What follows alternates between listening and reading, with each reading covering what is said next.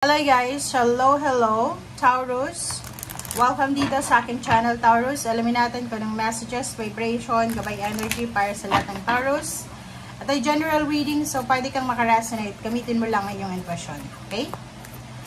Taurus, tingnan natin yung first deck mo kung ano yung message, ano yung vibration, ano yung guidance sa pwedeng makatulong sa'yo. Okay, first card mo is forgiveness, Taurus.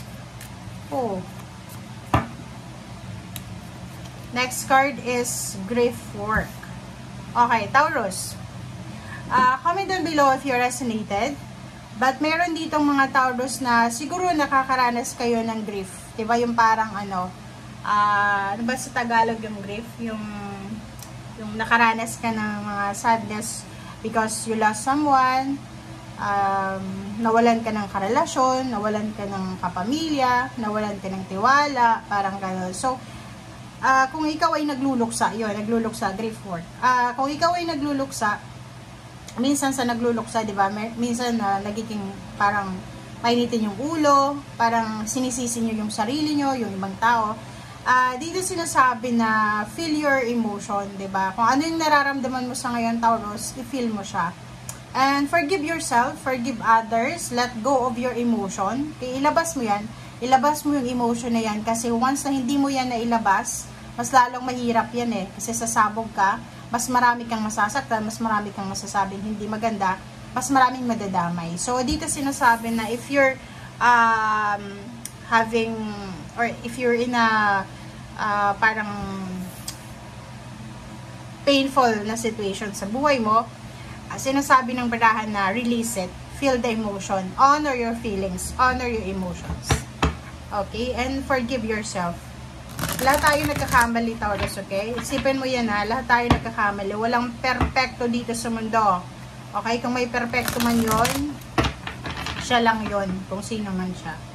Okay? Lahat tayo nagkakamali. If ever man tayo yung may kasalanan, ask forgiveness, ask apology. Parang ganun. Okay, Two of Cups, all about relationship, and after Six of Swords. Taurus, if you're having parang mga debate or mga hateful discussion with your loved ones, relationship, intimate, family. Kasi itong Two of Cups, hindi lang naman siya tungkol sa like karelasyon mo na intimate, pwede din yan kapatid, kaibigan, magulang, pamangkin, apo, parang gano'n. So, nakikita ko siya dito na meron sa inyo dito na magkarelasyon or isang buong pamilya sila. Masiguro meron silang pinagdadaanan na hindi maganda sa isang lugar or sa tinitirahan nila siguro. Literal, tinitirahan. Siguro maraming mga maiingay, magugulo, nag-aaway yung pamilya, ay hindi magkasundo yung mga magkakapit-bahay. Ay nakikita ko siya dito na isa ang posible mong gagawin is lilipat ka ng tirahan. Okay, kasama yung mahal mo sa buhay. So, comment down below if you resonated kasi nakikita ko isang plano to. Plano mo to eh. Yung plano ng Taurus na ito is yung umalis siya sa bahay na yan, or sa bansang yan, or sa lugar na yan, sa residence na yan. Kasi, feeling niya, hindi yan yung lugar na para sa kanya. Maingay, magulo, mahirap, parang ganun yung situation. So, nakikita ko na gusto mong lumipat sa isang lugar na mas tahimik, mas produktibo, progresibo, parang ganun. And especially yung parang ayaw mo ng gulo, okay? Ayaw mo ng gulo. Or pwedeng may mga grudges and resentment yan. So, like for example, merong mga iba sa inyo dyan, Taurus, na nag-away-away ka ng pamilya mo, na posibleng mag-iisip ka na lumayas, kasama yung karelasyon or anak. Or pwedeng relationship to, mag-asawa, nag-away, mag-live-in partner. So, pwedeng yung isa mag-aal sa balutan, aalis, parang ganyan. Okay, so yun. So, yung focus mo dito is all about your relationship. Okay? So, nakikita ko sa usaping relationship, ikaw yung may pasan sa relationship mo. So, nakikita ko na masyadong mabigat yung pinapasan mo. Napakabigat ng relationship mo dito. So, ibig sabihin, ang dami-dami mong obligation, duties, responsibilities, breadwinner ka ba? Or pwedeng ikaw yung inatasan Parang binigyan ng responsibilidad ng pamilya na akuin lahat ng duties and responsibilities. Okay? Okay, next card natin, Prince of Cups. Wow. If you're traveling alone, if you're single, doon lang to sa mga single ha. Nakikita ko sa inyo dito na yung mga single dito na Taurus, kung nag-travel ka mag-isa, posibleng makatanggap ka ng, or pwedeng makakilala ka ng isang tao na pwedeng magsimula sa friendship, and then magtatapos siya sa kasal. Parang ganon. Or nakikita ko sir dito, if you're looking for a relationship, isa sa posibleng swerte ka sa pakikipagrelasyon is ibang lahi, or pwedeng nasa malayong lugar, nasa abroad, yung literal na sinasabi dito. Okay? Death card, and then 5 of Cups. So, nakikita ko sir dito, no more regrets, no more. Wala kang pinagsisisihan sa ngayon. So, nakikita ko sir dito na lesson learned, yung dala-dala mo. And yung death card dito is all about yung endings, mga negative na yan. Kailangan mo nang tapusin, parang ganito.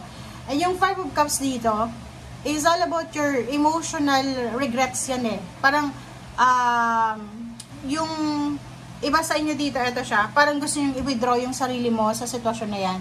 So, comment down below, Taurus, if you're in a relationship na parang feeling mo, hindi ka na masaya, or parang feeling mo, nagsasama lang kayo dahil sa relationship obligation nyo, like may mga anak, parang ganon. So, nakikita ko sir dito na isang pagkakataon ngayon, ang susunod na mangyayari sa buhay mo, na marirealize mo na hindi ka dapat magsisi, hindi ka dapat mag-settle sa isang bagay. Tapos na eh, diba? Death card, sinasabi sir dito, no more regrets, no more pain, no more fear, parang ganon. So, nakikita ko yung sobrang strength, power na nakikita ko sa'yo. Okay? 5 of Pentacles. Wow. So, dito naman sa 5 of Pentacles, if you're having a problem 5 years ago, 5 months ago, 5 years ago, 5 months ago, 5 weeks ago, 5 days ago, siguro may financial problems ka, or pwedeng meron kang mga physical health problems, like may mga issue ka sa katawan mo, may masakit, ganito. And for the coming months, pwedeng 1 year from now or within this year, 2025, nandito yung alchemist, okay? Nandito yung magician. So, sinasabi din sa'yo na yung financial problems mo, yung financial stress mo, yung physical health problems mo, ay posibleng magkakaroon ng milagro na mariresolve mo ito in one shot lang. 'Di ba? Andito sa ilalim mo is 10 of Cups. Sinasabi na makakamit mo ng pamilya mo, ng loved ones mo, ng mahal mo sa buhay, yung emotional, happiness, success, stability, balance, harmony, lahat ng positive ay matatanggap mo with your family. Hindi lang ikaw, huwag mo sabihin ikaw lang.